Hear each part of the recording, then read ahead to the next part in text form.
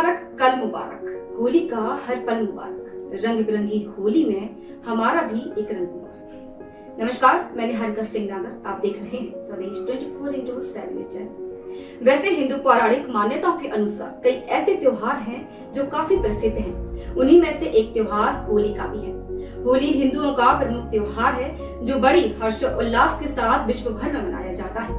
कहते हैं कि इस दिन दुश्मन भी अपनी दुश्मनी भुलाकर रंगों में रंग जाते हैं। देखा जाए तो होली हिंदुओं का त्योहार है, परंतु इसे हर कोई मनाता है। होली बड़ों के साथ साथ बच्चे भी बड़े धूमधाम से मनाते हैं और बच्चों में इसका उत्साह काफी दिन पहले से भी दिखता है। होली का त्योहार सिर्फ भारत ही नहीं बल्कि नेपाल में भी बड़े धूमधाम से मनाया जाता है। यह हिंदुओं के साथ नेपालियों का भी प्रमुख त्योहार है। तो आइए जानते हैं कि आखिर होली क्यों मनाई जाती है और इस बार होली में क्या कुछ है खास। होली का त्योहार हिंदू पंचांग के अनुसार फागुन मास की पूर्णिमा को मनाया जाता है। रंगों का त्योहार कहा जाने वाला यह पर्व पारंपरिक रूप से 2 दिन मनाया जाता है। पहले दिन को होलिका जलाई जाती है जिसे होलिका दहन भी कहते हैं। दूसरे दिन होली खेली जाती है। होली से संबंधित मुख्य कथा के अनुसार एक नगर में हिरण्यकश्यप नाम का दानव राजा रहता था। वह सभी को अपनी पूजा करने को कहता था, लेकिन उसका पुत्र प्रहलाद भगवान विष्णु का उपासक भक्त था।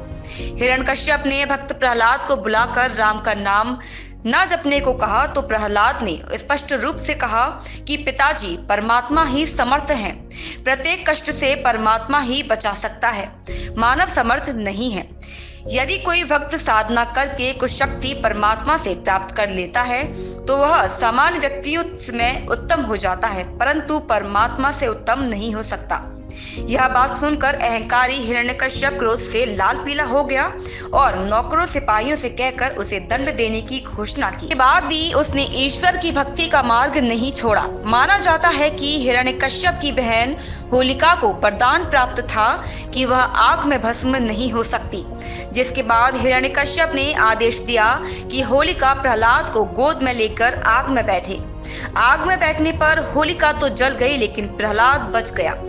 इसलिए ईश्वर भक्त प्रहलाद की याद में इस दिन होली जलाई जाती है। के त्योहार की तरह इसकी परंपराएं भी अत्यंत प्राचीन हैं।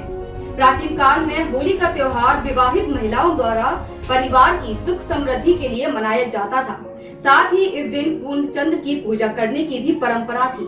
तो वहीं वैदिक काल में इस पर्व को नवश्रेष्ठी यज्ञ कहा जाता था। उस समय खेत के अधपके अन्न को यज्ञ में दान करके प्रसाद लेने का विधान समाज में व्याप्त था। अन्न को होला कहते हैं, इसीलिए इसका नाम होली पड़ा।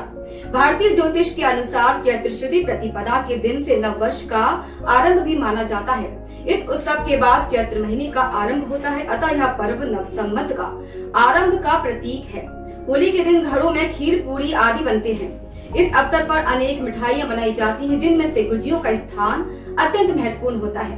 इस अवसर पर सभी राज्यों के सरकारी कार्यालय में अवकाश रहता है। अब आपको बताते हैं कि होली आखिर किस प्रकार मनाई जाती है। होली की पूजा वाले दिन शाम को बड़ी मात्रा में होलिका दहन किया जाता है और लोग अग्नि की पूजा करते हैं।